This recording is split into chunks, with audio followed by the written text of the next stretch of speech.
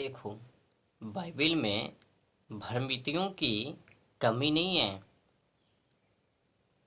यूहन्ना और नंबर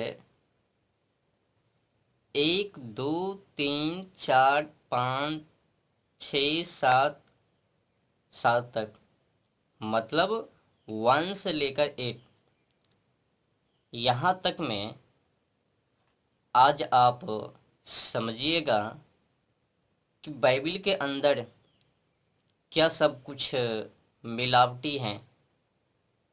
बड़े पोप जी ने अपने दुकान को चलाने के लिए, जेब को गर्म रखने के लिए क्या सब कुछ किया है। तो शुरुआत 1 से लिखा है, फिर जाते हुए उसने एक मनुष्य को देखा जो जन्म का अंधा था।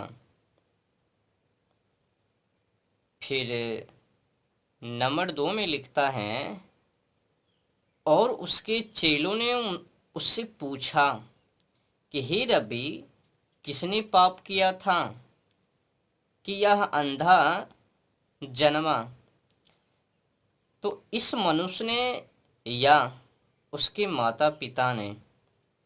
फिर आगे की पंक्ति लाइन में लिखता है, नंबर 3 में लिखता है कि यीशु ने उत्तर दिया कि ना तो इसने पाप किया था, ना इसके माता पिता ने, परंतु यह इसीलिए हुआ कि परमेश्वर के काम उसमें प्रकट हो।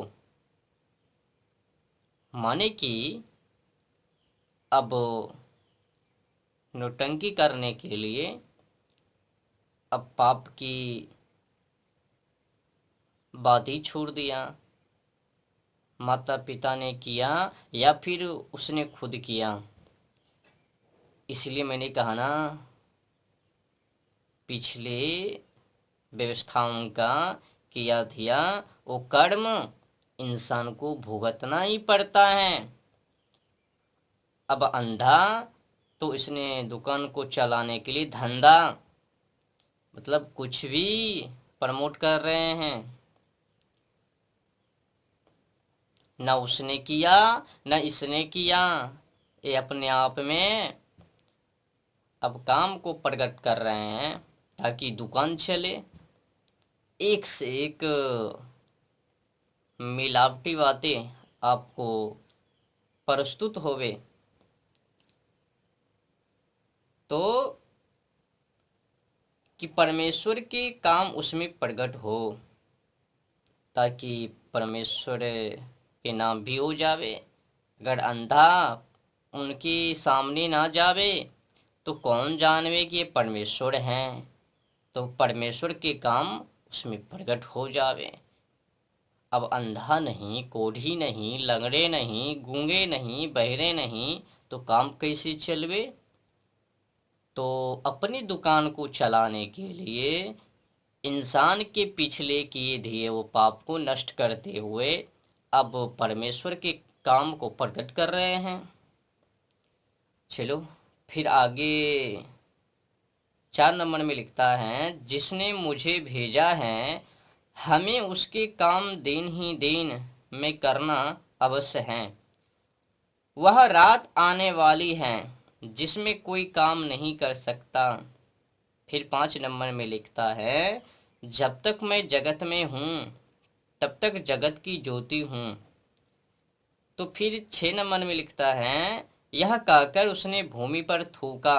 अब देखिए मजे की बात, तो यह कहकर उसने भूमि पर थूका और उस थूक से मिट्टी सानी, और वह मिट्टी उस अंधे की आंखों पर लगाकर। फिर 7 नंबर में लिखता है, उससे कहा, जा सिलो के कुंड में धो ले, जिसका अर्थ भेजा हुआ है।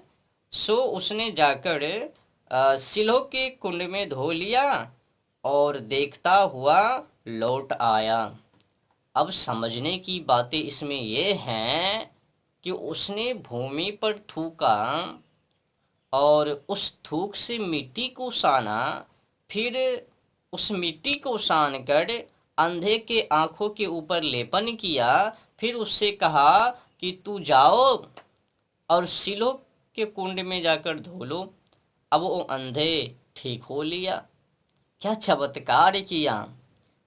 अब बताओ भला, थूक से क्या इलाज होवे, रोगी चिकित्सा होवे, चंगा करवे? ये कौन सा इलाज है भाई थूक से? देखो भाई, इसमें तो साफ साफ पता चलता है कि बड़े पोप जी के द्वारा मन मर्जी मन ग्रंथ बातें इसमें उल्लेख हैं। ये ईश्वर के द्वारा नहीं है, ईश्वर कृत वाणी नहीं है, यहाँ तक कि बड़े विद्वान कृत भी नहीं है, ये बड़े जंगली कृत हैं, कोई जंगली मानवों का ये चाल है। नहीं तो बड़े विद्वान इस तरह से भ्रमितियाँ क्यों लिखता बाइबल के अंदर?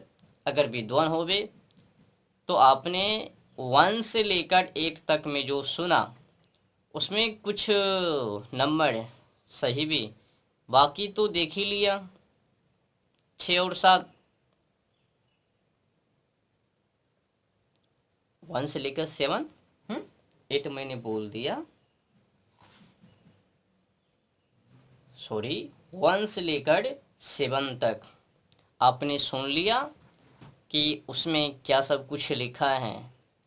थूक से रोगियों को इलाज करने की और रीति रिवाज, और जिसने पिछले व्यवस्था में पाप किया और उनको इस व्यवस्था में भुगतना पड़ रहा है, तो कोई है वो कह रहे हैं न इनके माता पिता न ही इसने स्वयं, ये इसलिए हुआ कि अब उसमें परमेश्वर के काम प्रकट हो।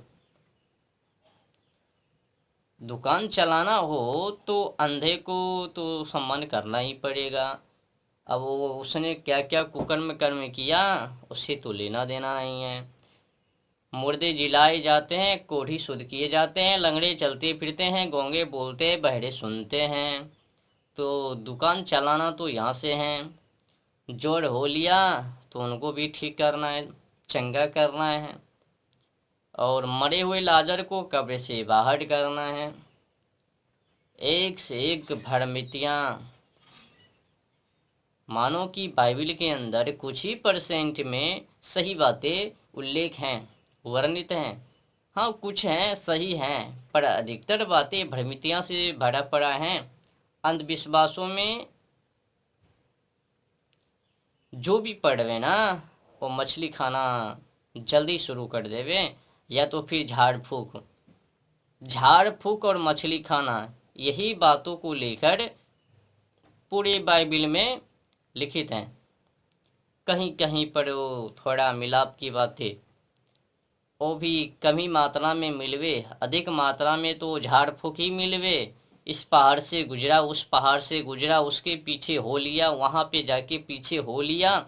अब एक मैदान में गए और उस मैदान में झाड़ फूक शुरू, इस देश में, उस देश में, इस क्षेत्र में, उस गांव में गया और वहाँ झाड़ फूक शुरू।